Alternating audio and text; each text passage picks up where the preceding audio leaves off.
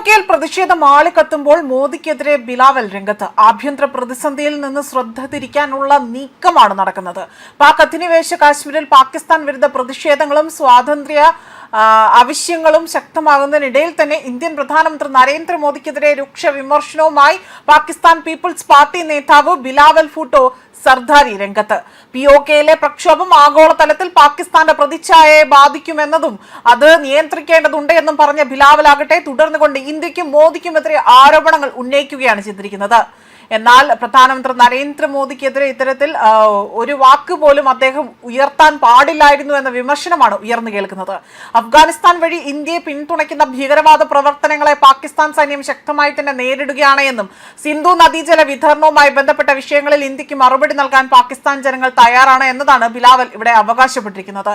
എന്നാൽ രക്തവും വെള്ളവും ഒരുമിച്ച് ഒഴുകില്ല എന്ന് പ്രധാനമന്ത്രി നരേന്ദ്രമോദിയുടെ പ്രഖ്യാപനമാകട്ടെ അതിവിടെ ഉയർത്തിപ്പിടിച്ചുകൊണ്ട് തന്നെ വീണ്ടും ഒരു തുള്ളി വെള്ളം പോലും പാകിസ്ഥാനിലേക്ക് നൽകില്ല എന്ന പ്രഖ്യാപനം തന്നെ അല്ലെങ്കിൽ ആ ഒരു നിലപാടിൽ തന്നെ ഉറച്ചാണ് ഇന്ത്യ നിൽക്കുന്നത്.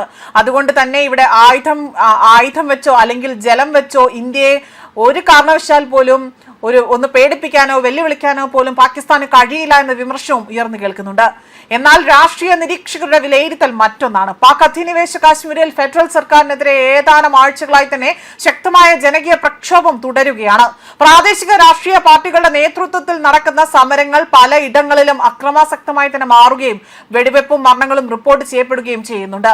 ഈ സാഹചര്യത്തിൽ ആഭ്യന്തര അസ്വസ്ഥതകളിൽ നിന്നുകൊണ്ട് ജനശ്രദ്ധ തിരിക്കാനാണ് ബിലാവൽ വീണ്ടും ഇന്ത്യയും പ്രധാനമന്ത്രി നരേന്ദ്രമോദിയെയും ലക്ഷ്യമിടുന്നതെന്ന വിമർശനമാണ് ഇവിടെ ഉയർന്നു കേൾക്കുന്നത്.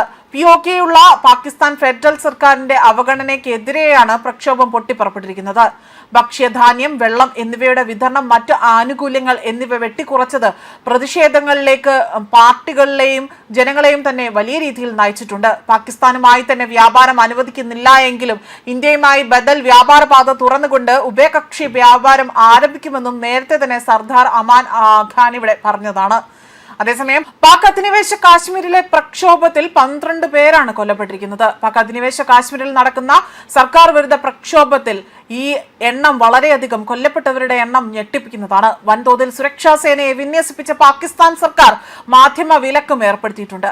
പാക് ഭരണകൂടം ഭീകരബന്ധം ആരോപിച്ചുകൊണ്ട് നിരോധിച്ച ജോയിന്റ് ആക്ഷൻ കമ്മിറ്റിയാണ് പ്രക്ഷോഭത്തിന് നേതൃത്വം നൽകുന്നത്. റവേൽ കോട്ടിൽ നിന്ന് മുസാഫറാബാദിലേക്ക് മാർച്ച് നടത്തുമെന്ന് സംഘടന പ്രഖ്യാപിച്ചിരുന്നു. ഇതിന്റെ തലേന്ന് നടന്ന പോലീസ് വെടിവെപ്പിനിടയിലാണ് 10 പേർ കൊല്ലപ്പെട്ടതും 2 പോലീസുകാരും കൊല്ലപ്പെട്ടു. പഹൽഗാം ഭീകരാക്രമണത്തിന് പിന്നാലെയായിരുന്നു ഇന്ത്യ പാകിസ്ഥാനിലുള്ള സിന്ധു നദീജല വിതരണ കരാറിൽ നിന്ന് പിൻവാങ്ങിയതും. സൈനിക ആക്രമണത്തെക്കാൾ കടുത്ത ഷോക്കായി പാകിസ്ഥാൻ ഇന്ത്യയും ഈ തീരുമാനം മാറുകയായിരുന്നു.